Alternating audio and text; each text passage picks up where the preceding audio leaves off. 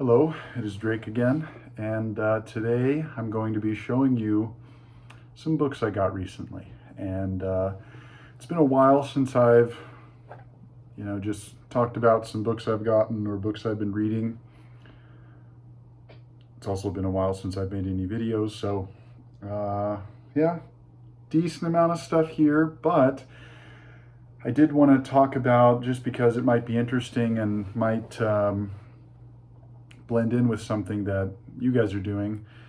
I've really been working on slimming down my personal library. Now, this has been a long time in the works. I've been really working on this solidly for 3 years now. I think about 3 years where I've been really intent on this, and partially it comes out of thinking about ecology and permaculture and sustainability. Part of it comes out of just practicality of how much time I have left in my life. I expect to live the average life expectancy, so I probably have another 40 to 50 years. But still, it's not that long in the end with how many books there are to read. And I don't really get really freaked out by, oh, I won't be able to read everything. I don't want to read everything, but what I do want to read is, quality stuff that is meaningful to me. And in the end, the way I think about it is, the more books that I have, the more likely it is that I have things that are of low quality that I actually won't like. And I will have felt that I've wasted my time. So what I've been trying to do is,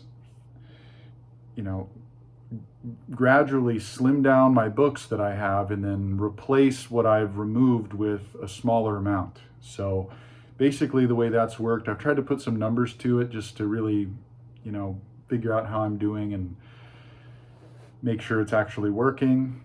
So what I've decided to do is, for every book that I read, I get half of that page count as my new page budget. So let's say I read a 500-page book, I get 250 pages worth to buy a new book with. So if I want to buy a book that's 1,000 pages, I have to read 2,000 pages, or I'm also allowing myself, for however many books that I sell, I get to rebuy a quarter of that page count. So if I want to buy 1,000 pages worth of a book or books, I have to sell 4,000 pages worth of books.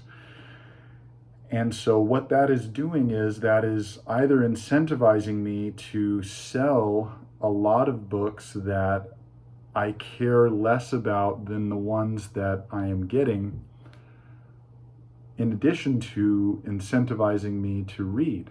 And that's exactly what I want to do. And there's really no secret way around this. At most, if I love every book I have and I read every book I have, at most I can increase my current books by 50%, which is manageable. And I do have things I don't need, so I've been selling things. So in the last 6 months, I've sold about 250 books, which is 1/5 of the entirety of my personal library. In that same amount of time, about 250 books, I've bought about 50 books back. And mostly it's been whatever I sell it for, I just use that money to buy new books. Now, there's some wiggle room there, but more or less. And I've been holding pretty well to the page count stuff. Within reason. There were some times where I had a big stack of books I needed to sell, and I was going to sell them, but I wanted to buy another book, so some of it was out of order, but I've been holding pretty strong to the page count metric. Anyway, so that's kind of what I've been doing in the background, and that will make what I show you today make a little bit more sense. because I do have a decent amount of stuff, decent amount of books to show, but it's all in the context of, let's see, if I think of the page count, I've sold about 30,000 pages worth of books, and I've brought in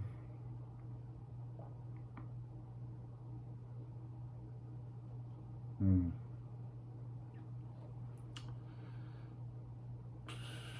15,000, but it's that it's sets and they're big volumes. So anyway, I'll show you.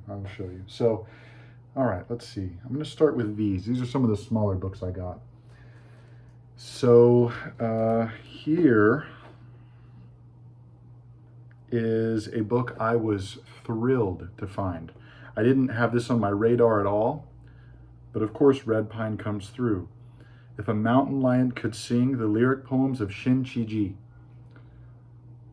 And it's kind of embarrassing to me, to myself personally, that I had never heard of this poet. Now, it's highly likely I had looked at his name somewhere, but I'm certain I've never read any of his poems. And when I look at the back of this book, I see his latest bilingual collection, If a Mountain Lion Could Sing, boasts 126 poems by swordsman, visionary, and China's greatest lyric poet.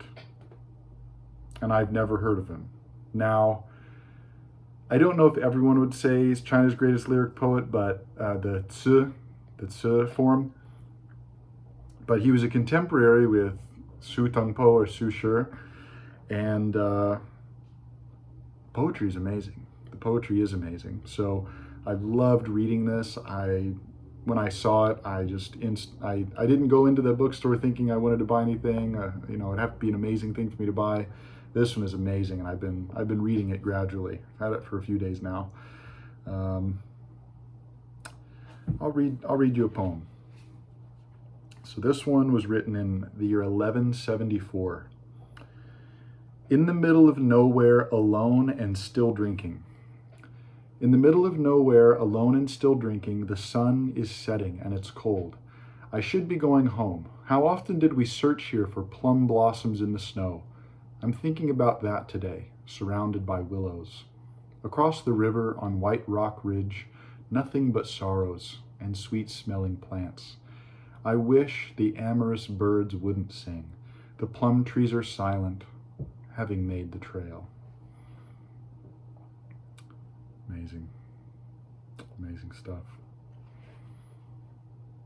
So, thrilled with this. Like I said, I didn't have this on my radar at all. I didn't even put that on my, anticipated books of 2025, but it would have been on there if I had known about it. All right. And these books, let me actually show you one more that I got locally. So this I had been looking for a while. It's part of a 5-volume set, History of Indian Philosophy by Surendranath Dasgupta. This is only the first volume I was able to find, but I was just thrilled with finding it. This covers mainly what I'm most interested in, though, the older philosophy, Vedas, Brahmanas, their philosophy, the earlier Upanishads, Buddhist philosophy, Jaina philosophy, and then yoga and later. But yeah, I'm just really thrilled that I was able to find this, in Texas of all places. So amazing find. All right. I guess also I'll show one more. So this was a set that I had been looking for a few years now. I really wanted to find an edition of Shakespeare that was both pretty sturdy and had all of his plays in a nice, cohesive edition. And I didn't really want a 1-volume edition, which is mostly what you'll find. And I had stumbled across this through a book list years ago. And I'd been looking for it ever since. And I did see, it's online for $60, $80, $100, whatever. And I was thinking, I'm sure I can find it for less. But eventually I would have still bought it for the 60 or 80 or whatever. But I found it locally for, I think it was $20. This is the Oxford Complete Shakespeare. And It's in this slipcase, which I don't care so much for, but I am just thrilled with how these look. So I think this was done in the 80s, and it's this really nice, hardcover, pristine. Whoever bought this didn't even open it, I don't think. And funnily enough, one of my buddies in the Discord goes by Walt. He said that, he just went to the UK, and he said that he got his perfect Shakespeare edition. I was like, oh, show me. I just got mine too. Let me show you. And I posted mine without knowing what he was going to post, and it's the exact same edition. It's the exact same slipcase set. So basically what that means is, apart from the facsimile of the first folio, this is also the best Shakespeare set you can get your hands on. So highly recommended. Okay, so those were all gotten locally in the city that I live in. Then I also found, for an unbelievably good price, what I'm about to show you here, which is surprisingly heavy, although it is paperbacks. I got the 10-volume complete Bibek de Broye translation of the Mahabharata. I'll turn this around so that you can see the title and various other things. So I had been looking for this for years. I mean, what would it be reasonably? 7 years, 6 years, at least 5, but I think probably closer to 6 or 7. And I had been tracking the price. Normally it goes for between $80 to $100 for a new set. I've never seen it full in person. And just recently I found a seller that I'd been tracking, this particular seller, a full 10-volume set for $45. So when I saw that, I wasn't really supposed to be buying books. Like, personally, I didn't want to buy anything unless it was just amazing. And this counts. Getting the full set, 10-volume set, 5,000 pages of the Mahabharata for $45, $10 of shipping. Got shipped to me in like 3 days, just through USPS. Amazing. I am thrilled with this. And I've been reading the first volume. Yeah, I'm just speechless on how lucky I feel that I have this now, because I also got the Princeton, the complete Ramayana. And so now I have amazing translations of the Ramayana, Mahabharata. I have the full scholarly translation of the Rig Veda. I have the complete bilingual Olivel translation of the principal Upanishads. And I'm working on a couple other things, but amazing. Try it, if at all possible, to get your hands on a copy of the Mahabharata.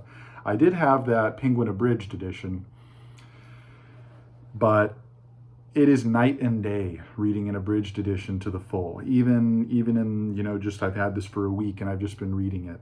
It's night and day, truly. So if at all possible, try to get your hands on a full set. It's really also a beautiful edition too. I was really impressed with Penguin putting this out.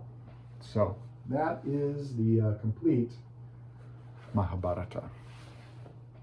I was sad to find out that Bibek de Broye passed away last November, just 5 months ago or so. It is troubling to find that out, but he lived a good life, you can definitely say. All right. One other book, I can't remember if I talked about this before, but I was thrilled to find this. University of Chicago Press from 1910. Bernard of Cluny. Cluny was one of the wealthiest abbeys in the Middle Ages, around the 11th to 12th centuries. And that would have been around the time that this author would have been there.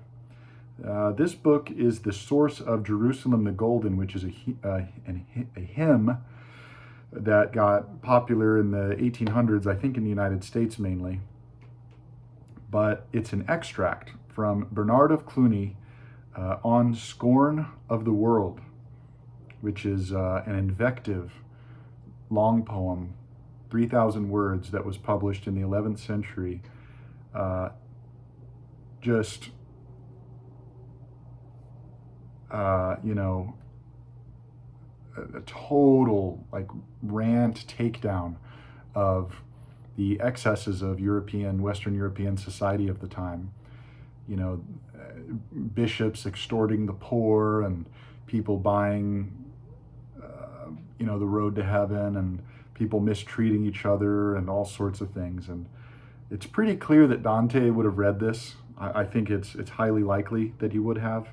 And so that's also been an interesting connection in the back of my mind, because I read the Divine Comedy recently. And so there is a newer translation of this, On Scorn for the World is the way it's translated. But it's really expensive. I was able to find this one in the UK for a reasonable price. And it's from 1910. I mean, you know, I love having a book like this from 1910. It was translated by Henry Preble, and published by Jackson. So anyway, I've been loving reading that. For no particular reason, it's felt, you know, pretty relevant on Scorn for the World. All right, last couple shorter works, and then I have a really amazing find. All right, one of the poets that I really struggled getting into, but I think I finally understand what he's doing, is Gerard Manley Hopkins' major works. Oxford World Classics. I got this at Kaboom Books in Houston. That's where I brought my recent batch of 136 books. I only didn't sell 2 of them. Well, no, I didn't sell 2 of them because I didn't want to sell them for the price I was offered, and then 4 were turned down. So I sold 130 books there. And then I bought, this is one of them that I bought, Gerard Manley Hopkins. For whatever reason, I haven't understood his poetry in the past. But I think with my recent reading in ecology and you know, ecological civilization and sustainability and, you know, whatever else you'd say, and my reading in the Middle Ages, I finally understand Gerard Manley Hopkins' poetry, which I am really glad about. He's a poet that I knew he was doing something more than I could understand, but I just didn't get it. So I'm happy to say that now I think I understand what he's doing, and I'm enjoying reading what I have so far. So Gerard Manley Hopkins. In addition, I found, this is a work of history in depth, The Peasants Revolt of 1381. Now, this is almost totally primary source documents of the period. Of course, Froissart is in here, but then also you have Ranulph of Higden, you know, various chroniclers that are present in the Rolls series, just all sorts of things. And yeah, I've really been interested in the Peasants Revolt of 1381. I've been really fascinated with the High Middle Ages. You know, the dates vary, but roughly 1000 to, you know, 1350, 1400, depending on how you do it. But I am just fascinated with the Peasants Revolt of 1381. So this will help me understand it a lot better through the primary sources. And then also another book that I was just thrilled to find. This is, I'm definitely going to pronounce his name wrong. Okot Pibitek, the Song of Luino and the Song of Okol. So originally this was written in, the Song of Luino was 1966. He's a Ugandan author, and I had been interested in this book again for years, and it fits in with Christopher Okigbo, which I have down on this shelf here on this second to bottom shelf. Anisetike Teresa is, of course, you know, I guess you call Tanzanian author. And then I've also been interested in this author. I was thrilled to find it because for a while this book was really expensive, but they had 2 copies at Kaboom Books, so I got this one for $8.50. I was just thrilled with that. And yeah, let's see, does it say? Here's the description on the back of what they are. The Song of Luino and the Song of Okol are among the most successful African literary works. Song of Luino is an African woman's lamentation over the cultural death of her Western educated husband, Okol. In Song of Okol, the husband attempts to justify his cultural apostasy. These songs were translated from Akoli by the author. They evince a fascinating flavor of the African rhythmical idiom. Don't quite like how that comes across, but still fascinating. Translated by the author, originally written in Akoli, which was his native language. Yeah, just amazing. Oh, that's cool. He taught at the universities of Makerere, Nairobi, Ife, Texas, and Iowa. I have to look into that Texas connection. Interesting. So anyway, try to get a hold of that if you can. All right. Last but not least, buckle your seatbelts for this one. I still am processing that I was able to get this. So at the bookstore, I traded in 130 books. I got a lot of trade-in credit for that. So there were some rare books in there that were worth hundreds of dollars, but most of them were, there was a decent chunk of like scholarly works that for a variety of, topics that I'm moving on from or have better books in place of those. So I got a lot of trade-in credit. I didn't spend all of that trade-in credit, but those 3 books I just showed you were part of the trade-in credit. And then this next set, I didn't think I was ever going to get, honestly. And I am, like I said, still processing it. But this is what I got. The Cambridge Medieval History. Now, I would love to hold up the whole set like I did with some of my other sets that I got, but it's honestly way too big. It's way too big to do that. So I'm just going to show you each volume one by one. Now, this was printed in the 1960s, so it's a reprint. The original edition started coming out in 1912. This is the first volume here. 1911, which is fascinating. Second edition, 1924. This was reprinted in 1964. And I looked it up. Each of these volumes cost $17.50. For 9 volumes, that would equal $157, accounting for inflation, US dollar inflation. This set would cost $1,600 today. And it would almost certainly be more, because things were so cheap relatively in almost every metric in 1964 in the United States, I should say. So, Volume 1, Christian Roman Empire, the Christian Roman Empire. All right, so that is Volume 1 there. Volume 2, the foundation of the Western Roman Empire. And I'm amazed. Like these are new. These are older than my parents. And I dare say in better shape. No. Printed in Great Britain, sold in the US. Cambridge Medieval History. So that's Volume 2. Germany and the Western Empire. And one of my considerations with this was I was like, okay, well, of course this is in front of me right now. I have enough trading credit to get it. Should I get it? Because I knew there was a new Cambridge Medieval History, which inevitably has some material that these scholars didn't have access to.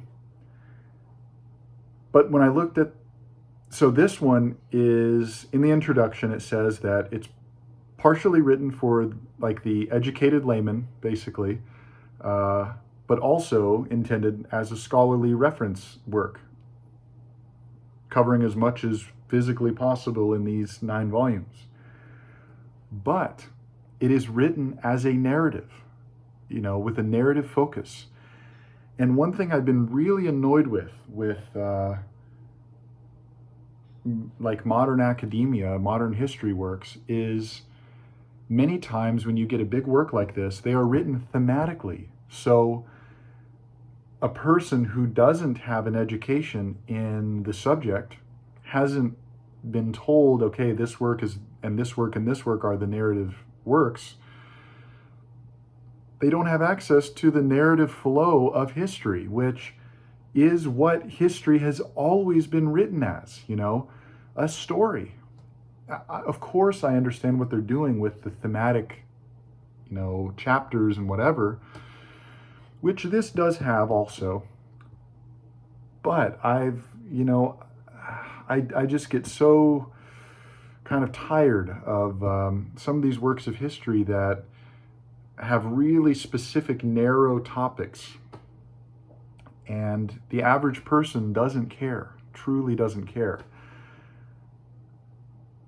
And I just wonder who the audience is. The audience is themselves, obviously, meaning the scholarly academic historian is writing to other scholarly academic historians. But fundamentally, I think, what's the point? What's the point if only people who already know the stuff can read it?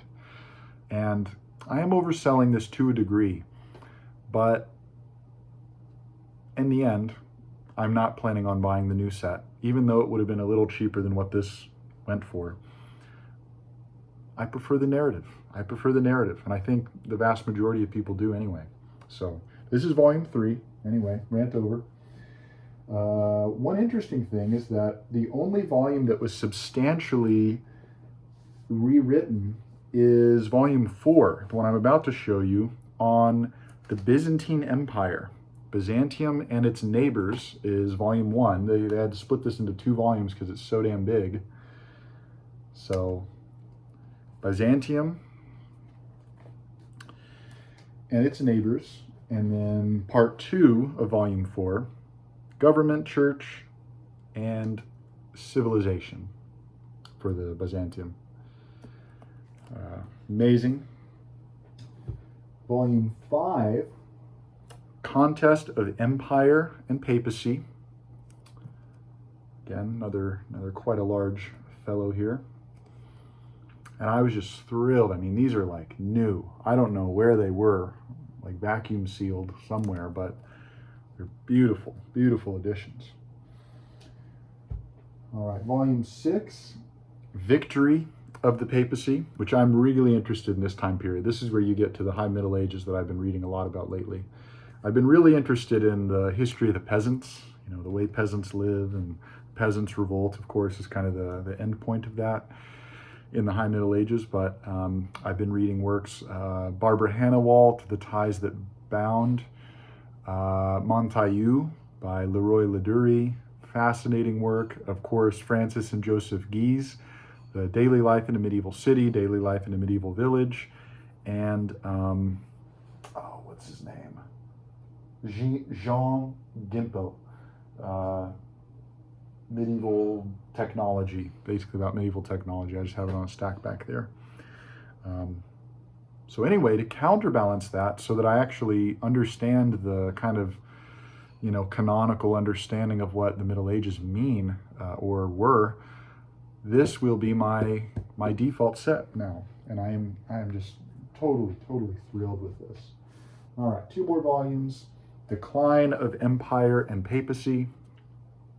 This is starting to get into the late Middle Ages. Black Death and the Great Famine, the Black Death. And then volume 8, The Close of the Middle Ages. All right, just amazing condition for being 60 years old. All right, well, that is all I have to show for the last few months of book buying. And yeah, I just, can't believe how lucky I am, basically. So I do want to make another video about what I've been reading lately, but just briefly, I'll mention it. So I had a bit of a health scare. I was in the hospital for a few days, and I lost some weight. You might even notice it in my face, but I'm doing better now. But that kind of threw everything off, just, in every possible way. So let's see, in order, no, not in order, I don't remember it enough in order, but read Mrs. Dalloway. Then for work, I read The Stranger by Camus, and that was a reread. I also read At Work in the Ruins by Dugald Hine, who is one of the Dark Mountain, along with Paul Kingsnorth. Found Dugald Hine to be more amenable to my view of things. I also read Abundant Earth by Eileen Christ. I finished reading that one. It was really, really an amazing work. I view that as kind of the state-of-the-art of Overshoot, like Overshoot by Catton for the 80s. Abundant Earth Toward an Ecological Civilization by Eileen Christ, I think is that work, but for 2019, like, state-of-the-art. So highly recommended if you want to be caught up on ecology and sustainability and ecological civilization for our time. I also read Bestiary of the Anthropocene, which is a collective work, which is really fascinating. It takes the idea of a medieval bestiary and ports it for the Anthropocene. So it deals with, drone killing eagles and nuclear bomb craters and all sorts of things that we can only see in our time. Let's see. I read The Fellowship of the Ring by Tolkien when I was laid out over spring break. I was sick the entirety of spring break, went back to work, and then I ended up in the damn hospital. So it was quite a rough month, but I was listening to the audiobook by Rob Inglis, the audiobook reader for Tolkien. It's amazing audiobook. And I was reading it along with listening, because that's all my illness-addled brain could handle. But I was really impressed with Fellowship of the Ring. I think this is the first time I read it. I read The Hobbit when I was little, like when I was 4th grade maybe.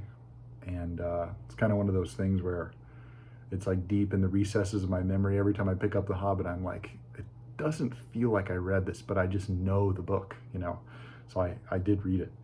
But I don't think I ever read The Fellowship of the Ring or any other Lord of the Rings. But I liked the movies a lot as a child, as my brothers did. And so, yeah, Fellowship of the Ring, I was really impressed with the comments on, the Wild with Tom Bombadil, and then the Lothlorien, all that interaction with the elves and things. So really interesting. And then I'm working on a few books now. I'm reading Montaillou by Leroy Ladurie. I'm reading The Dawn of Everything by David Wengrow and David Graeber, which I'm about a third of the way in. I'm really enjoying that. I am reading that Arne Ness book. I'm reading that one slowly. Ecology, Community, and the Environment, or something like that. I can't remember the 3-word title, but on deep ecology. Really enjoying that. And then I'm also reading William Chester Jordan, Europe in the High Middle Ages. Now, I'm not sure if I'm going to keep that anymore. I might keep it just because it's, more up to date, but it's such a cursory look compared to this set that I just got, so we'll see. I think that's everything. Yeah, I'm rereading Bartleby the Scrivener because that's our last book for my classes this year, and I'm really thrilled with that. Yeah, I think that's about it. So, anyway, if any of this sounded interesting, let me know. Let me know what you're reading, if it overlaps or if it doesn't. Thanks for listening. Thanks for watching. And Death is a Gang Boss.